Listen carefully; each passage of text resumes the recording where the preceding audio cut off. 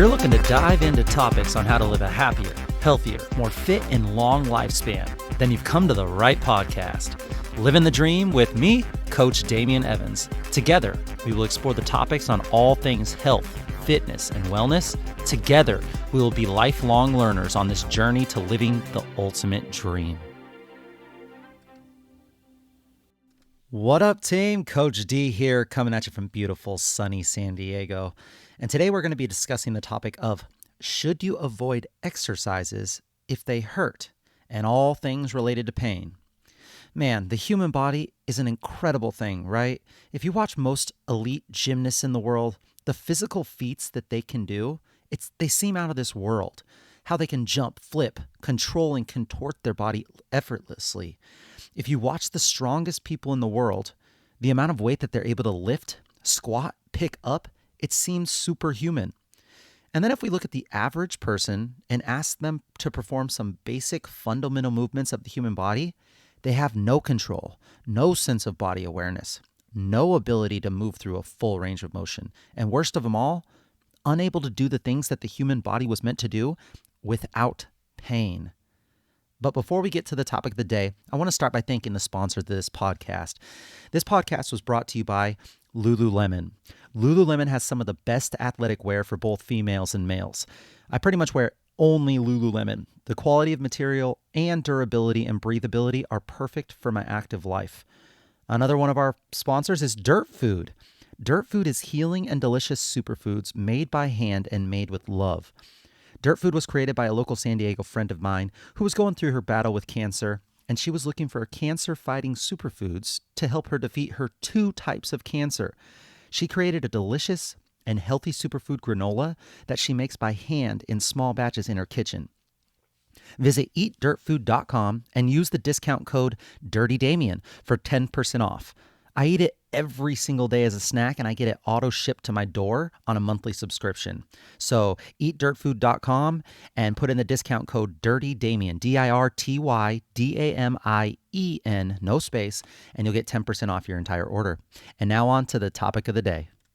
All right, y'all. So today we're going to dive into all things related to pain and movement. How is it that a gymnast can jump, flip, rotate in ways that the average person can't even dream? How is it that a strong man can put 800 pounds on their back and squat into a full depth position and stand back up while another person can't even bend their knees with their body weight without pain? I see this all the time as a coach, where people come to me during the workout and say, I can't lunge or squat because my knees hurt, or I can't do push-ups because my wrists hurt, or I can't press overhead because of my shoulders. So for this episode, I want to dive into, should we be avoiding these movements? Is it the right thing to do if it hurts? Should we avoid doing those exercises just for now, or should we avoid doing them ever again? Is there even a right answer to this question? As with everything in fitness, health, and nutrition, everything is individualized, guys. Whatever situation you're currently in, when it comes to your movement and pain, you are completely different than every other person. Your imbalances, your strengths and your weaknesses, your posture, your everyday activity, your previous injuries, and even your emotional state and mindset about what you can and can't do. All of this is uniquely you. So as we go through today's topic, try not to get defensive about where you're at and what you can do. And if you hear something that doesn't really sit right with you, take a second to understand that yes, your pain is very, very real for whatever the reason is, but let's not resign ourselves to a lifelong struggle with no power to fix it. So first, I want to start by addressing the 7 fundamental movements that every human should be able to do. 7 movements. Number 1, the squat. This is the king of all lower body movements. Squats are an incredible exercise that primarily train the hips, the quads, the glutes, and the hamstrings, the lower body. Squatting is important for many reasons. Some of the largest muscles in the body live in the legs. And if you have more muscle mass in your legs, you burn more body fat. The less excess body fat you have, the better quality of life you live. Squats help improve the flexibility and strength of the hip, knee, and ankle joints. In a world where getting up out of chairs and off the floor should be things that we're able to do easily and pain-free, Next time you're around a baby or a young child, check out how easily they just readily drop into a full deep squat and how they love to play around in this position. Now, somewhere along the line, our population has lost the ability to do this. How? Why? Well, if you look at how our world is set up, the chairs, the beds, the desks, the toilets, these things are set up for us to only need to express half ranges of motion instead of the full ranges of motion that our body is capable of. If you look at countries where the culture is to sit in a deep squat rather than to use a chair to eat or use the bathroom, the instances of low back pain and hip degeneration are noticeably and drastically reduced. And the risk of falls in these populations are far fewer than what we see in the United States. Squatting is a baseline for human functionality. And biomechanically, we should be able to sit with the back of our thighs touching our calves and be just totally fine hanging out there. So number one, the squat.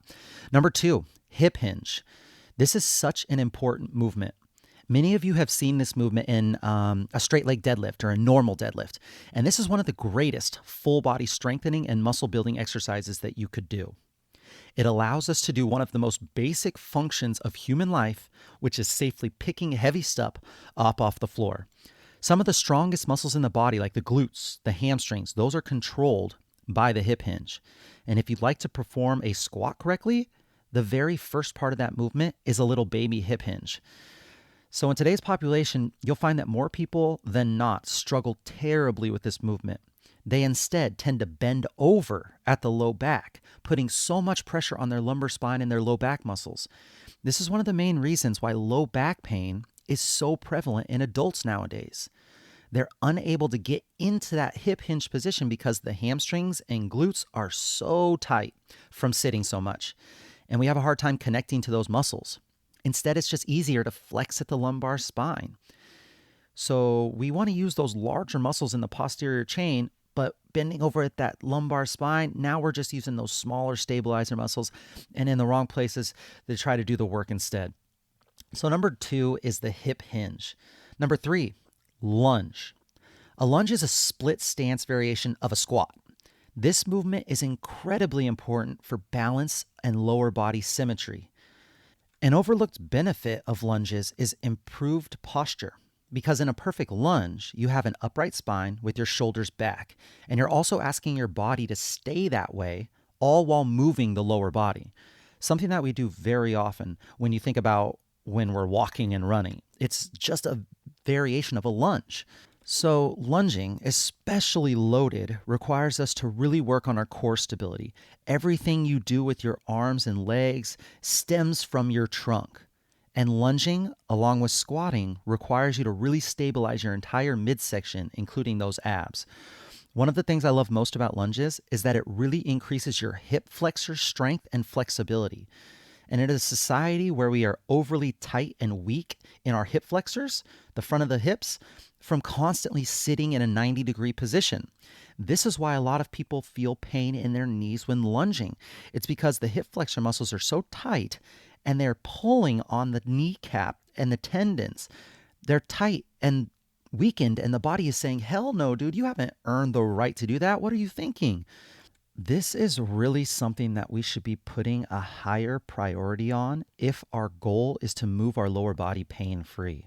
Finding out where we currently are with our mobility and strength, and then working every day to improve that. So number three, the lunge. Number four, push. You have both horizontal push and vertical push, two types of pushing movements. When you think about a horizontal push, you're thinking about like a push-up or a bench press. When you're thinking of a vertical push, you're thinking of more of an overhead press, straight up. Now, while I think being able to move in all directions with a full range of motion and pain-free is important, I do personally think that we don't need too much work here in the horizontal pushing department. Now, don't get me wrong, push-ups are my absolute favorite upper body and core exercise, but we tend to already be overly rounded forward with bad posture. And it is when we work on this horizontal push without balancing out the horizontal pull where imbalances and pain can stem from. We tend to work on what we can see, and we forget about the stuff that we can't, like our back muscles, which we'll get into next. Now, the vertical press, this is something that means a whole lot to me. I went through a period of time where I trained some advanced elderly clients, and every single one of them had trouble raising their arms all the way over their head in a full range of motion flexion. This is one place that I learned that if you don't use it, you lose it. And it was kind of scary. This wasn't me asking them to do a ton of weight in an overhead press. This was me asking them to raise their arms above their head, and they couldn't do it on their own. This is why I feel a vertical press is so important. This is something that I want to be able to do all my life. And the only way to maintain that motion and not end up like one of these elderly clients is to every single day move in a full range of motion with the shoulder and make sure I adequately weight train to keep up the strength and movement pain-free. Now, here's the good news. With a little mobility work and weight training, my 85-year-old client who couldn't bring his arms above his shoulders was able to earn the right to raise his hands straight up in the air, and even was eventually able to hold some light dumbbells above his head. Or the 92-year-old man that I trained with severe hunchback and rounded shoulders, with some pulling exercises to strengthen his posture muscles, was able to grow 2 inches taller in the year that I trained him. Crazy. These were both two of my favorite people ever to train. So awesome. And it's never too late for you. A frozen shoulder or not, a torn labrum or not, you can work to earn a further range of motion and be stronger at every position if you put your mind to it and if you work hard. Your injuries do not define you unless you let them. So number 4 is push, leading us to number 5, which is pull. This also has 2 different types, the horizontal pull and the vertical pull. So a horizontal pull, you're thinking a high row or a bent over dumbbell row. And a vertical pulling movement would be more of a pull-up or a lat pull-down. These are the exact opposite of the pushing movements. So the average person could really benefit from putting a little more focus on pulling. We neglect things that we can't see. We tend to be overly rounded over screens all day long. We are constantly lengthening and weakening our back while shortening and tightening our fronts. In this imbalanced equation, all sorts of problems and aches and pains will happen. The general rule, until our world around us changes from our forward focus, is to pull twice as much as you push when you're training. Balance is the goal. The ability to fold our arms behind our backs in the same way that we can cross our arms in front of our chest. Pulling is for the upper body what hip hinging and deadlifting is for the lower body. So number 5, pull. Number 6 is rotation. Rotation is so important for living a pain-free and independent life.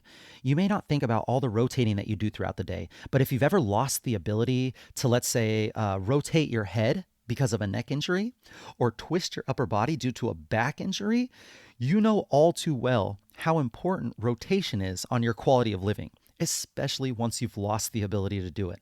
Number 6 is rotation. And the last, but definitely not least, 7th final fundamental movement is gait, G-A-I-T, your gait. And when you think of movement, you most definitely can't forget about walking and running. Now, while these movements are complicated to say the least, we all can do it. But for some of us that don't have the best form and mechanics with our gait, it can lead to extreme breakdown in our muscles, our joints, our bones. And pain will for sure come with all of that. Now, I've learned that a lot of pain can originate from the ground and travel all the way up the kinetic chain and make its way up to the neck and the head. This is a lot of time due to incorrect mechanics involving gait. So number 7 is gait. And now that we've gone over all 7 fundamental movements that we should all strive to maintain for the rest of our lives, squatting, hip hinging, lunging, pushing and pulling, rotating, and gait, let's move on to why we are listening to this podcast in the first place. Why does the pain occur while doing these basic, fundamental, primal movements that the body was designed to do? Let's go over some reasons why you might be in pain. And remember, when listening for what might apply most to you, the reason you feel pain could be from one or multiple of these factors, or it could have nothing to do with your situation. Remember, everything is individualized. Either way, it's important to know that this is going to take some trial and error on your part, as well as an open mind, because what your reality is and how you view movement That is what got you to where you are now, both good and bad. When I took a look at why I kept getting injured as an athlete, I had to totally change my perspective. I was always the hardworking guy, put in as much work as I could, thought the harder that I worked, the more I beat myself up, the stronger and more athletic I would get. Now, that was my mindset, and it made me the athlete I am today. All the good stuff. However, it also landed me in the emergency room with dislocated and fractured ankles, completely ruptured patella tendon, broken wrists, torn muscles. I could go on. If we want to fix something that we have done all of our life, we have to take a step back and be open-minded to different mindsets. So one reason why you might be feeling pain when working out is definitely the muscular burn. I want to get this one out of the way because this is actually a really positive thing, and a lot of people might not think so. When you exercise and you're doing everything properly, your muscles will start to burn, and a lot of people associate this burn with something bad happening. They've either never felt it before, or they've had a bad experience with going too hard and not being able to move for like the next 2 weeks. If you'd like to know the physiological reasons of why muscles burn when you're working out, check out episode 1, Why Sweating and Soreness is Not a Good Indicator of a Good Workout. Some people love this feeling. Arnold Schwarzenegger was famous for, in his movie, explaining the burn is better than sex. It's crazy to me that some people can explain the same feeling as a terrible pain and others can refer to it as ecstasy. This is very interesting to me. Definitely makes me put a lot more of my focus on how mindset shapes our emotions and our overall experience. Another reason why you might be in pain is lack of strength. Now, this one, it's pretty straightforward. Your muscles have a certain level of strength right now. And if you were to exceed that limit, you know for a fact your body's going to tell you about it. Let's go with an example of a bicep curl. If your bicep muscle fibers are strong enough for you to curl 20 pounds just one time, but you attempt to curl 25 pounds from a fully extended straight arm all the way up to your shoulder, your bicep muscle wouldn't be able to move that weight. However, our entire body is capable of getting that weight up to your shoulder. So instead, your tendons and ligaments of your arm go under extra stress that they haven't trained and adapted to lift. You probably use a little bit of momentum to help get that weight up. Your forearm muscles and your shoulder muscles are all trying to help because your brain just says, dude, get this weight up to the shoulder any way that you can. Well, I'm sure we can all see where this might go. If you continue with this process, something is going to eventually give. When you're asking soft connective tissue to do more work than they have trained to do, your body is going to send signals to your brain that this load is too much for the muscle's current training load. And the brain will send pain signals to protect your body from injury. I see this all the time with squats, all the time. We're going to do squats and someone tells me that their knees hurt. I tell them to grab a TRX and assist with their upper body to take some of the weight off their legs. And they look at me like it was a miracle. My knees don't hurt anymore. Oh my gosh, this is amazing. When really all it was is your knee tendons were feeling the pull from your tightened and weak quad muscles, and your brain was telling you, hey, you're not strong enough yet to be able to lower your body weight with just your quad muscles. Don't do that or you're going to damage something. Another example of lack of strength, but coming from a different angle, would be poor connectivity and control of a larger muscle requiring smaller muscles to do the work instead. This is often the case in today's sitting culture when it comes to low back pain. People often feel low back pain due to what's called glute amnesia. Your glutes are huge, strong muscles, but when you sit as much as we do nowadays, those glutes are required to do less and less work. In the seated position, if you think about your muscles, your hip flexor muscles are shortened and the glute muscles are lengthened. And they're not required to fire very often. Just like when you do a bicep curl, in order for you to lift that weight up to your shoulder, your tricep, the back of your arm, is required to lengthen and let go. If you were to try and shorten your bicep while your tricep was engaged, you wouldn't be able to. It would just be stuck in place. So the same thing happens when we're seated and the hip flexors shorten. Remember, the brain sends motor neurons to the muscle to tell it to move. And when we reinforce that more and more, when that pathway is reinforced, the more we're able to connect to that muscle and control the muscle. However, the inverse is true as well. The more we sit, the less our brain is asked to control the glutes. So when we lose that connection, we ask the smaller muscles and joints of the lower back to do the work instead. The more we program that pathway, the more we strengthen that poor movement. The more we put stress on the muscles and joints of the low back in a way that they aren't really designed to do. Your body's going to let you know of this improper mechanics through the mechanism of pain signals. The next time you feel low back pain, try this. Lay down on the floor and complete 30 hip bridge reps. So just do your hip bridge, your glute bridges, 30 reps, pushing your hips up to the sky, squeezing your glutes as hard as you can at the top. You're trying to reconnect your brain to the large muscle. After you've done that, hold a 30 to 60 second hip bridge statically. Really squeeze your cheeks and try to connect at the top. Just hold it 30 to 60 seconds. Once you've completed both the reps and the static hold, then do the movement. And I can almost guarantee that your issue of lack of connectivity, aka the glute amnesia, that will go away. And I'm guessing your pain will also dissipate. So lack of strength, yes. Next would be lack of mobility. This is kind of similar to lack of strength in the sense that mobility, to me, is the ability to move freely and easily under complete control. You could stop the movement at any point if you had to. So if you were lifeless on an operating table and your body is capable of putting your leg behind your head, however, alive and conscious, you may not even be able to touch your toes. Why is this? Why is it when everything's turned off, the muscle tissue, the everything in your body is able to move that way, but when you're alive and your brain is kicking and you have these mechanisms of protection, why is it that you're unable to even touch your toes? It's because of mobility. You don't have the motor neuron control of your movements at those end ranges of motion. So lack of mobility. Another one is an acute injury. Acute, not like acute like a puppy. Acute as in short. This just happened. This may be obvious, but we have to mention it. You could be experiencing pain due to an acute injury, a muscle pull or tear, a blunt force trauma, a pinched nerve, or anything like that. If you can pinpoint the exact moment of when and how you felt the start of the pain, it's quite possibly an acute injury.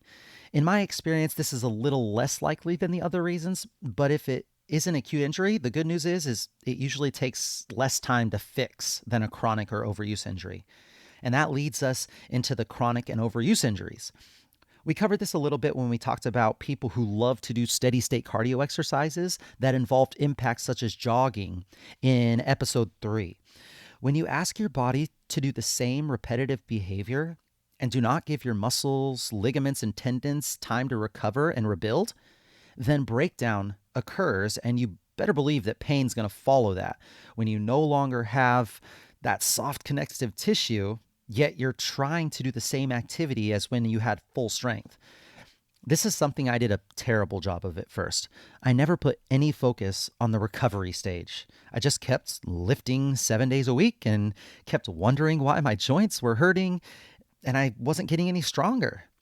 It is in the recovery period where our bodies have time to rebuild, adapt to the stimulus that we've put on it. If there's no recovery time, then all you're doing is breaking the body down. Chronic and overuse injury. Another reason why you might be experiencing pain is technique, poor technique and alignment. This is a huge factor when it comes to pain during a specific movement or exercise. Let's consider the knee. A very common place for someone to feel pain is when doing squats and lunges. Your kneecap, it is a free floating bone. It's connected to the patellar tendon on the bottom, which is actually a ligament, but referred mostly as the patellar tendon, and which that attaches the patella, the kneecap, to the lower leg bones. Now, the quad tendon on the top of the kneecap attaches it to the quadricep muscle. Yeah, the thigh. So think of your kneecap as a train, and a train is on a track. You have the track of the train being the bones of the lower leg and the bones of the upper leg, and all of the muscle alignment that creates the track of the train that the kneecap is traveling on. So when your upper leg, the femur, is in alignment with your lower leg bones, the tibia and the fibula, the kneecap can run its track through the groove that it's supposed to, and all is smooth and well. Now, let's say that your upper leg is rotated in due to maybe weak glutes or tight inner thigh muscles, your adductors. This is super common. Weak glutes allowing it to kind of lengthen and rotate the upper thigh in, tight inner thighs at the same time pulling it in. Well, now the tracks of your knees are not aligned, and the kneecap is required to move out of the groove. And if it's not designed to do that, that's going to for sure cause some discomfort, and most likely a pain signal will be sent out, as well as some inflammation and some swelling. So in this case, I've used someone to put a mini band around their knees so that they can push out on that mini band and feel that tactile feedback that's going to twist that upper leg back into its track. And that's going to make it so the pain magically goes away, quote unquote, magically, when performing squats, because now the technique and alignment is in place. Technique and alignment are so important when strength training your muscles with a resistance that they're not used to. Another reason why you might be feeling pain is posture. Pain from posture is super common. It's your body sending you signals that something's not right. Posture is kind of funny because when we start to fix our posture and we train our body in the neutral spine alignment that we're supposed to, and stack the joints of the spine in the way that they're designed to be, you start to realize that your poor posture created strength and mobility imbalances. Poor posture created technique breakdown. Poor posture contributed to your chronic and overuse injuries. It's really all connected. So if you have poor posture, you might have had a bunch of the things that we just mentioned. Let's discuss one of the main postural issues that we're seeing in today's ever-increasing sedentary sitting culture. The more that we sit, the more common it is to see what is called upper crossed syndrome. If you're listening to this, you most likely have some form of upper cross syndrome. I know for sure that I do. Upper cross syndrome refers to a particular configuration of overlapping, overactive, and underactive muscle groups in the neck, chest, and shoulders. Typically, poor posture causes this syndrome, including a forward head, which occurs when people use electronic devices, when they read or they drive. It involves forward rounded shoulders and tight chest muscles and rounded and lengthened upper back muscles. If you use computers or tech, or you text and scroll on your phone frequently, I can almost guarantee that you have a form of upper cross syndrome. Check this out. I want you to visualize your head and your spine. When your alignment of your ears sit in line with your shoulders, and your shoulders are in line with your hips, when the head is in proper position and the neck muscles, they're only supporting about 12 pounds. So when everything is in alignment, your neck muscles are supporting about 12 pounds. Now, for every inch that the head moves forward, approximately 10 extra pounds are required by the neck muscles to support it. 10 extra pounds every inch your head moves forward. Here's another visual. Let's say you put a bowling ball on top of a broomstick. If you held that broomstick straight up in the air, directly in line with gravity, you'd have a pretty okay time holding that bowling ball up with a broomstick. Now, take that bowling ball just 1 inch forward. Good luck trying to hold that bowling ball up from the bottom of the broomstick. There's no chance. This is sort of what we're asking our spine and neck muscles to do when we drop our head forward. Gravity is taking that head and it's getting heavier and heavier and stressing our upper back and our neck muscles. This extra stress that we put on our muscles can cause them to get stretched and weak, while the others are getting tight and shortened. No wonder we tend to get neck pain and headaches from time to time. Right now, pull your shoulders back and wide. Pull your chin in like you're giving yourself a double chin. Lift the crown of your head to the sky like you're pulling a string straight up. This right here is what you should feel, and this is what you should be in for perfect posture. Do you feel how uncomfortable this is? Well, that's because we spent years and years in forward, unnatural posture. This is our new normal. We must be obsessive about staying in good posture. We have to be for the rest of our lives. We have to use strength training to help us get there faster by focusing on pulling exercises for the back, and we have to immediately notice when we're falling back into our old lazy habits. Yes, it takes work. Yes, it is super hard. That's why we're all here with our upper cross syndrome. But what's the alternative? Pain. Looking like the Hunchback of Notre Dame when we're 80 years old. Suboptimal performance and technique with our movement. Fix your posture, and you may find that you fix all the other factors when it comes to pain, such as your imbalances, your chronic pain issues, your lack of mobility. Posture is super important. Next up, structural, programming, or nutrition. So let me break that down. Another reason you could be in pain, it can most definitely be structural. Something's not right. Maybe you've programmed a workload that is too much for your current training capacity, causing the structure to get damaged, such as muscle tears, tendons, ligaments, pain, stress fracture in the bone. And I'm not going to touch on this much because it's a whole nother beast of a topic, but it could, and most likely does, have to do with your nutrition. Your body is made up with the nutrients you ingest and metabolize. If you're not giving the body the macro and micronutrient building blocks it needs to repair and rebuild, then somewhere down the line, structural damage will occur, especially if the programming and the nutrition are not perfect. A lot of time when people feel pain in their joints, it's actually coming from their tendons and their ligaments and not really so much the muscles. We all know what sore muscles feel like, and then we know the pain that can happen in like the front of the knee or the side of the elbow or somewhere in the shoulder, but you can't really put your finger on just what it is. It doesn't feel muscular. Well, tendon pain is caused because your current training load exceeds your tolerance level. It's like when you're drinking at a party. If you've been drinking all your life, you'll be able to handle more alcohol. But if this is your first time drinking, only a couple drinks will probably make you black out. Blacking out is the equivalent of your tendon hurting. You've exceeded your training level by too much. Another way to think of this, I've heard it described as, think of it as a thermometer from 0 to 100.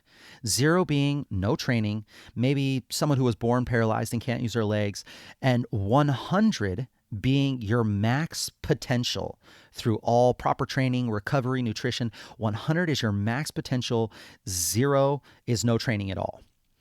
Now, let's just say right now your max potential where you're at right now is 60 out of 100. That's with your current training load. And you do a workout that requires effort to take it up to 70. Well, your workout just exceeded your tolerance level, and you're going to create what's called tendinopathy. You've probably heard of tendinitis or tendinosis. Well, these are just types of tendinopathy.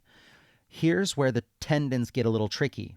If you think about the thermometer, if you completely rest the tendon for too long, the body's going to adapt to a lower training load. So in the previous example of you had 60, you took it up to 70, pain was generated. Let's say we rested for like 6 months and didn't do anything because of the pain. Well, instead of repairing us back to 60 and being good to go, we rested too long and went all the way down to 50. So the hardest part is being able to train your tendons just hard enough to create a tiny overload, let them rest just enough to where they repair where they're slightly higher than where they were and not go too far down. So our goal would be, if we're at a 60, we train to 70, let's say we let it recover to 65 and then continue training from there, trying to get a little more tolerant to each load every time we recover from a training session. But on the flip side, if you ignore the pain and you only give it 24 hours of recovery, then the 70, instead of dropping, it turns to 75 or 80. And now we're set up for an acute injury like a tear or a rupture. We have to balance the amount of load you place on your tendon to find the perfect amount that allows for the healing process to occur. Too little or too much will only make things worse in the long run. So you got to think Goldilocks principle here, just the right amount. What I have found that helps with this is to play with the variables of training. So let's say you're doing regular squats. Your tendon starts to send pain signals. The variables you could play with are load. So either using less weight, body weight, or a TRX to assist with less than body weight. You could play with your speed or tempo. I like to concentrate on slowing down and spending 3 seconds on the way down, 3 seconds on the way up, controlling the alignment of your knee, really feeling the muscles of the glutes stretch when they're supposed to, noticing the quad and at what point the squat is uncomfortable. Usually, the slower you go and the less weight that you use, the more you feel connected to the movement. This could tell you a lot of what you need to know by doing this. You could also play with the positioning of your feet, right? Wider to incorporate more glutes, hips, adductors, closer feet to incorporate more quads, the front of your thighs.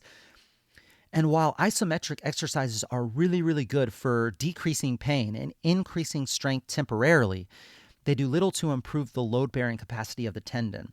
So eventually our rehab must move past the isometric movements such as wall sits or iso squats or pushing against something that's immovable. And we got to start using strength training exercises to accomplish this. Now, I found this out last year. Check this out.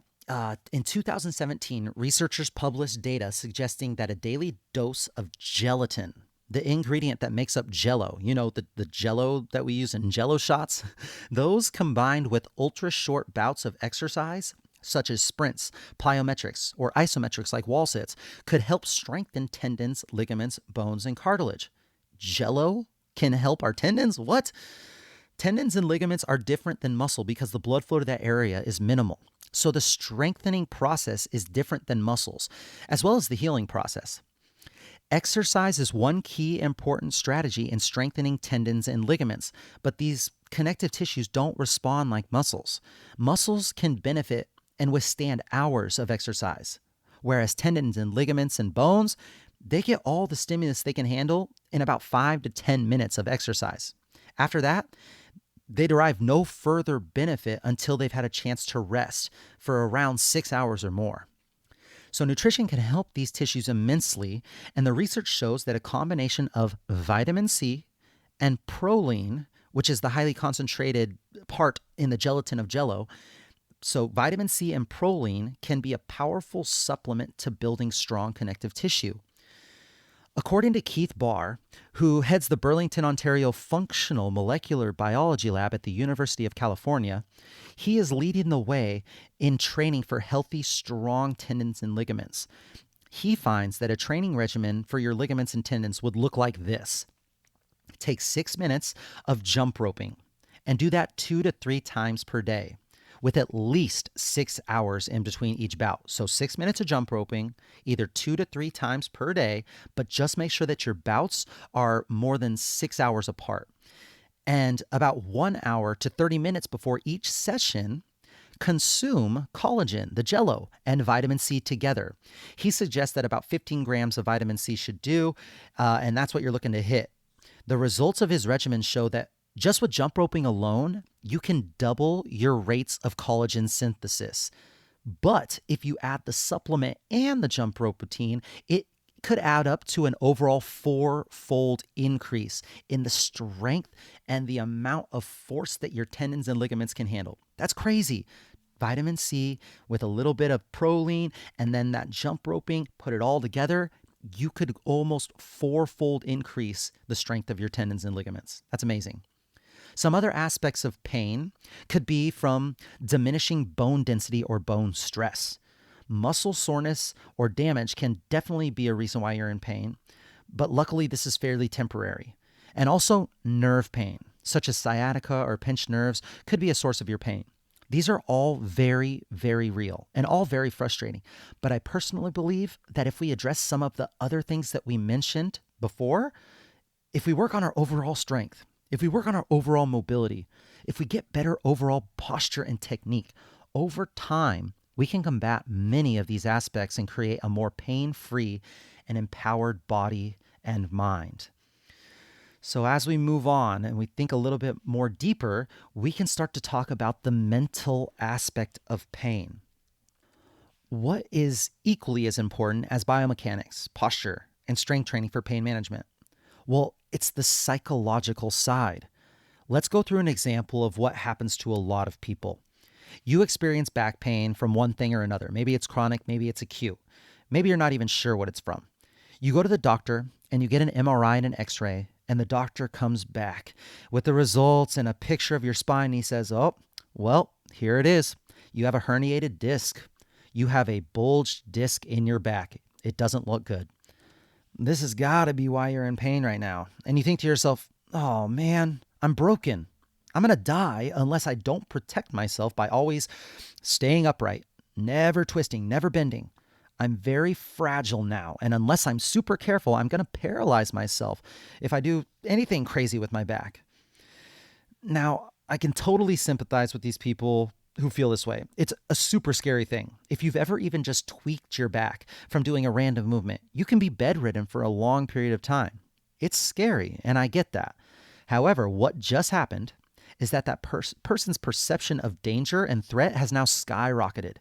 Now that person is totally focused on their back 24/7, when they bend down to wash their legs in the shower, they're going to be super careful and slow and protected because they think that their disc is going to just shoot right out of their spine if they bend or move the wrong way. And in most cases, this thought process, it extends way longer than it should because of the psychological aspect of the injury and not because the injury is still healing. The injury usually is healed up far before the psychological distress goes away.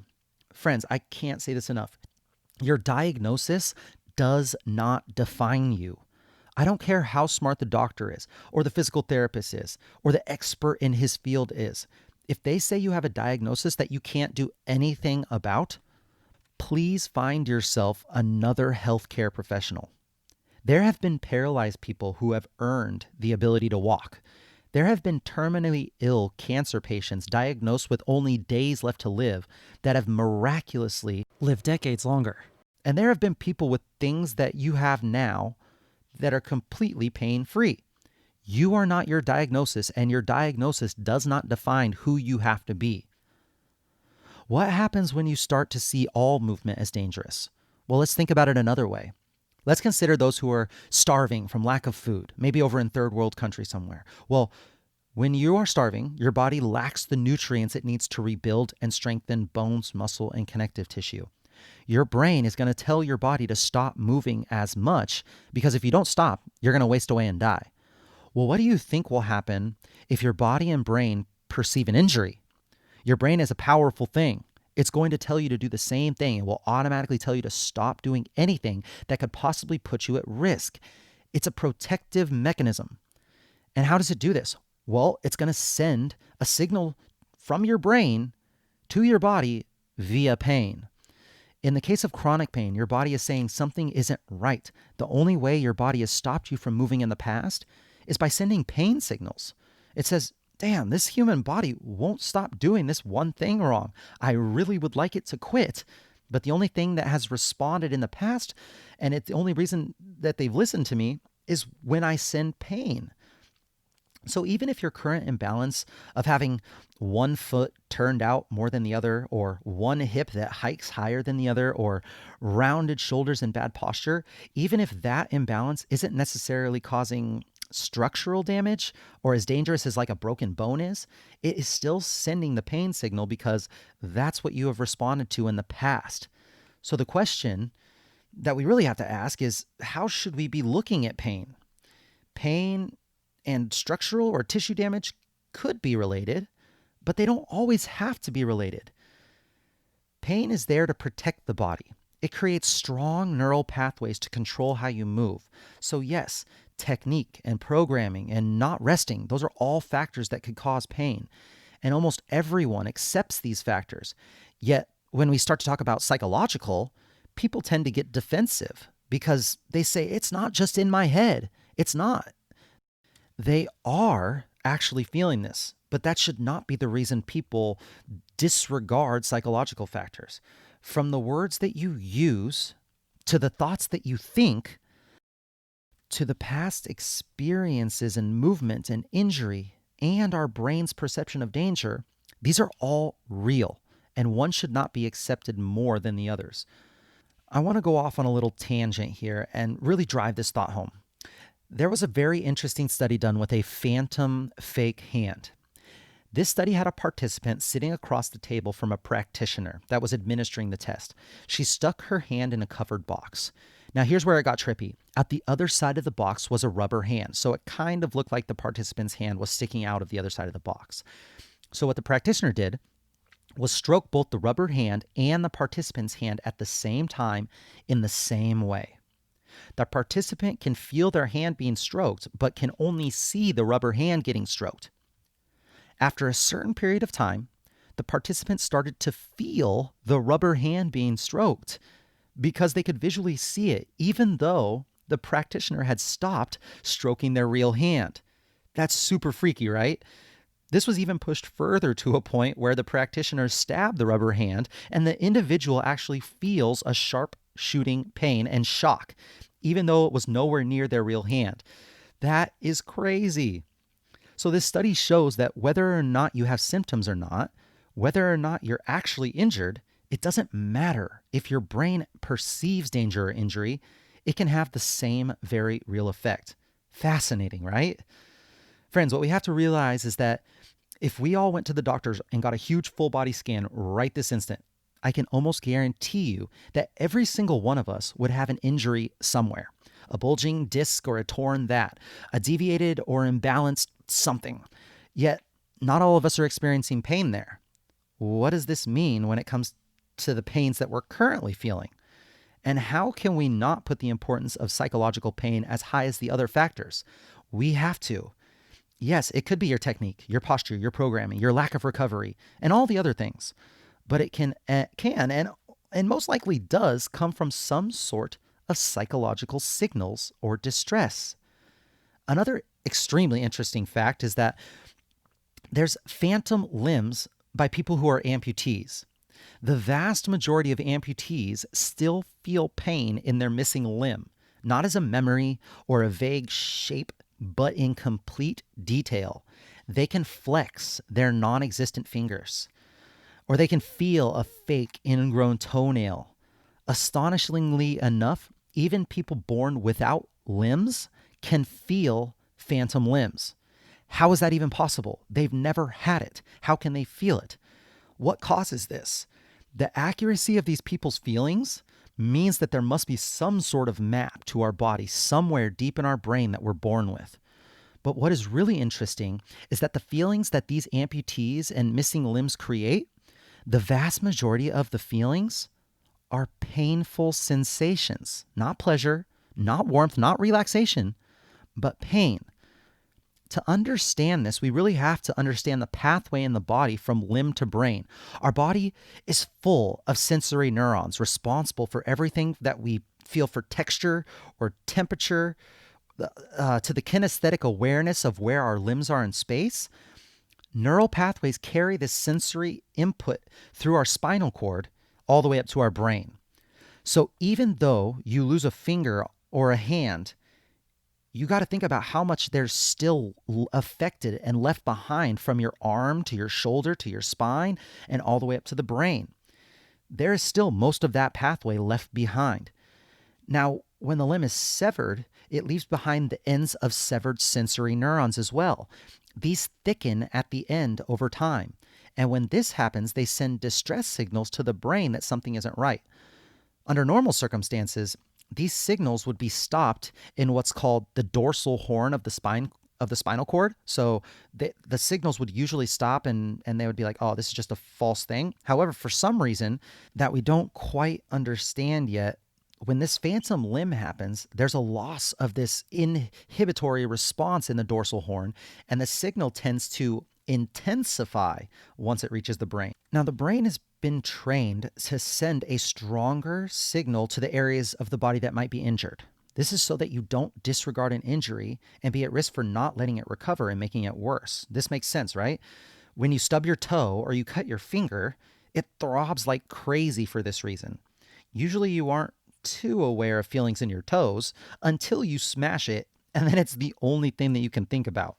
This is what they believe is happening with phantom limbs. The brain senses something wrong, so it sends pain signals to that area, even though there's nothing to heal. Now, the reason I bring all of this up is because When you're feeling pain in an area of your body, you must think about what is happening from the site of the pain all the way through the body and up to the brain. If we dismiss this information, then we could quite possibly be stuck feeling helpless when it comes to pain. Instead, if we equip ourselves with as much knowledge as possible, we are set up to combat and take the power of all things, including your chronic pain. So, how do we work towards pain free movement? I'm in pain now. What do I do? Well, a huge percentage of tissue damage, like tendonitis or pulled muscles, are because of overuse, and you've exceeded your training tolerance. So, you need to look back at the exercises you're doing, and are you doing too much of them? And what can you do to lessen your load? Or maybe what can you substitute with your current training that your body can better withstand? Maybe it's as easy as changing your barbell bench press to a dumbbell bench press. Now, this allows you to have a freer movement at the shoulder, the elbows, the wrists. You can go lighter. You can feel any imbalances. You also have to address all things psychological. Pain is a warning signal, a protective mechanism. It doesn't always have to mean structural damage. A lot of the stories we have told ourselves over time can contribute to how we are feeling that pain. Your brain is being overprotective and overvigilant. The brain learned to protect you. That means that learning can get you out of pain as well. We have to retrain the brain by being as active as possible. Active, not passive. Move more. Any type of movement will suppress pain signals over time. Passive techniques like massage, dry needling, fascia scraping, this is mostly short-term temporary relief. Don't get me wrong, I love a good massage. The brain has to learn that it is safe to move. It has to learn that there is no threat. Otherwise, the pain is going to come back. If it's chronic pain, it's a pathway that you have ingrained over a long period of time, sometimes years or decades. That's going to take time to relearn and overcome. But I'm telling you right now, the risk of inactivity is far greater than the risk of activity. But you have to do it the right way, right? You have to start slow. Start with mobility work and relearn what your body can do and what it struggles to do, even though you should be able to do that particular movement. Start small with shorter bouts of activity. Don't push to a point where you make the pain worse. Just try to progress over time. And over time, you'll be very surprised at the progress you can make. Just be patient with yourself. Be consistent. This will be a continual process of learning how to better move your body. And it's all about your brain. Your brain drives everything that you do.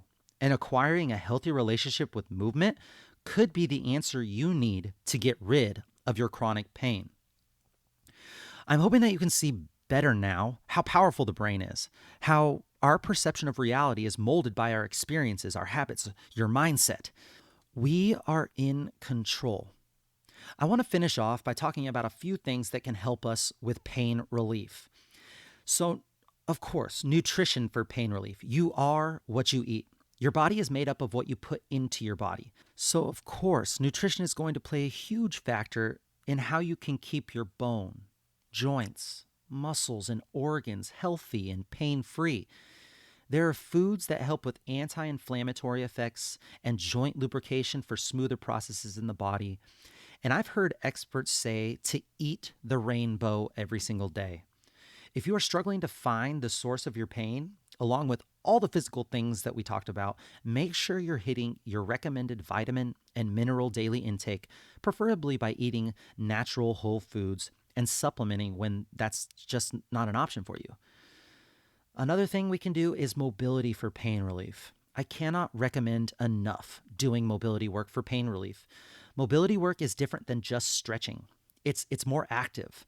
Your goal for mobility work is to move through whatever range of motion that you have earned, and you want to apply tension there. You want to stay at your end of range of motion and really flex and squeeze. And what you're trying to do is you're trying to connect to the muscles and quote unquote turn them on, for lack of better terminology. It should be much more active than stretching, with more of a flow than long static holds in the same position.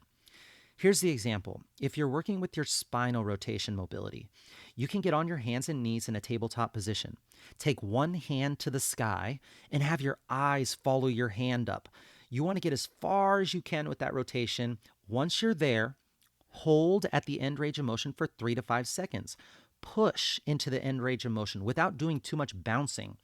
You want to connect to the muscle fibers controlling your spine to be able to do that at your end range of motion and someday work to get even further. You can then let it go and try to go back and get a little bit deeper on that same side, or you can flow from left to right, feeling if one side is tighter or has more range of motion than the other. Now, I've uploaded some really great pre-workout mobility flows on YouTube. You can access them whenever you want and follow along with it too. If you'd like some ideas on how to do that, search on YouTube. You can just search me, Damian Evans, or search Eat the Frog Scripts, and you can find these videos from everything from pre-workout mobility to wrist or shoulder or hip mobility. Check them out. Let me know what you think. I challenge you to try to work on mobility every single day, at least 5 to 10 minutes. I challenge you to try a mobility flow before a workout and see how a little bit of time taken before your workout to prime yourself can have amazing benefits on performance and less pain in joints during the workout. And lastly, stretching with breath work for pain relief. This is something I highly recommend to do late at night before you go to bed. You hold a lot of stress in your muscles, and you could be tensed up in areas that you don't even know or feel. I love to do a bedtime yoga practice right before bed, where it's more slow, yin type yoga, where you're holding stretches for minutes at a time and you're really working on your breath. A simple type of breathing you could do it right now, is a 4-count breath. Do this.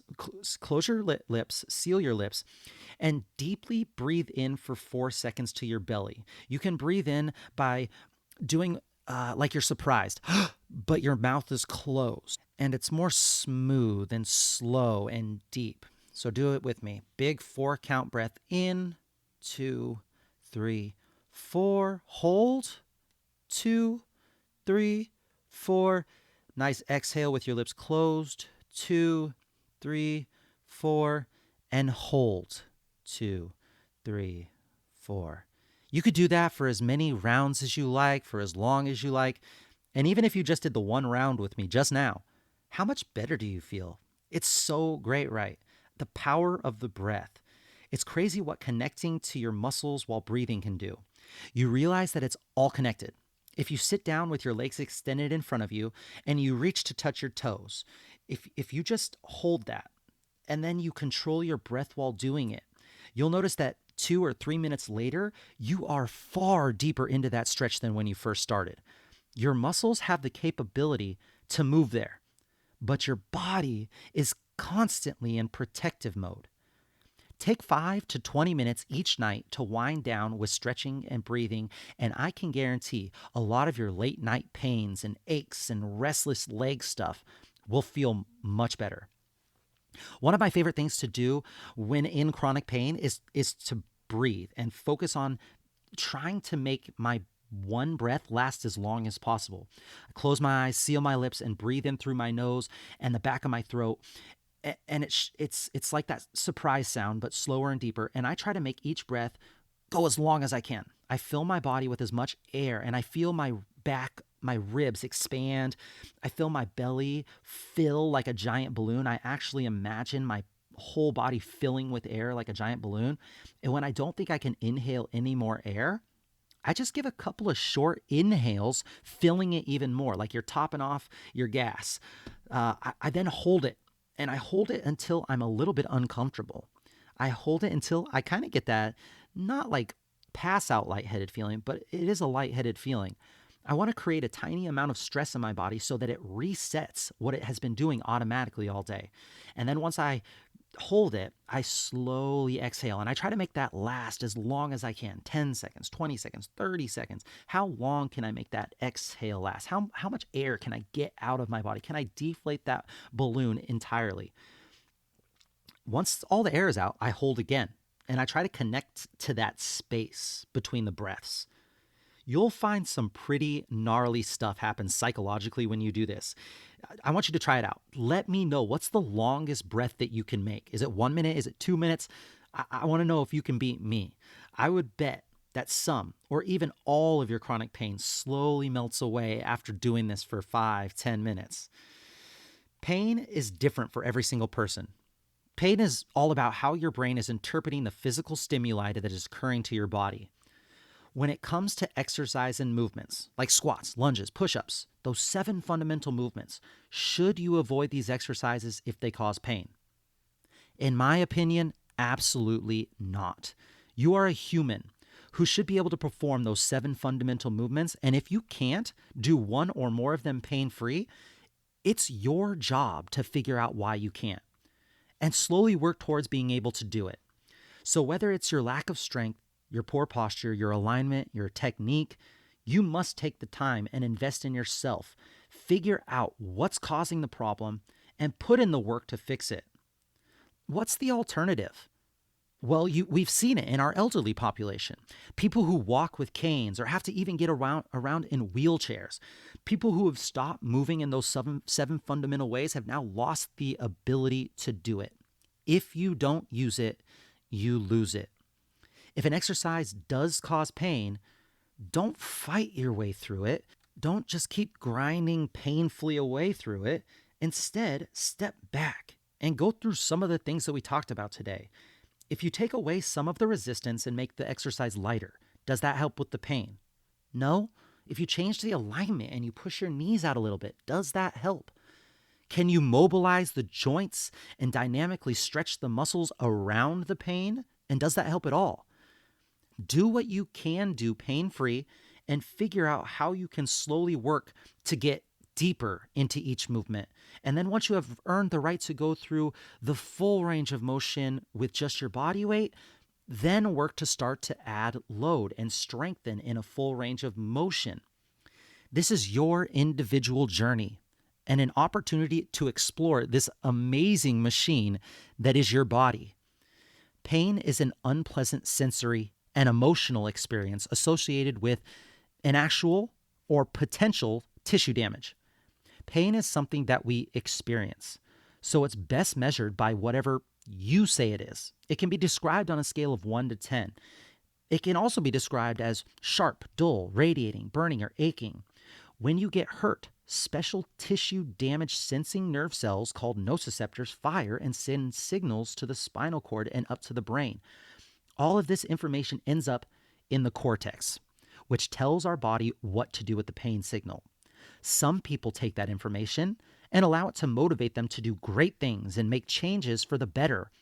Others take this exact same information and become helpless and hopeless and slowly let it take away their independence, their quality of life and movement.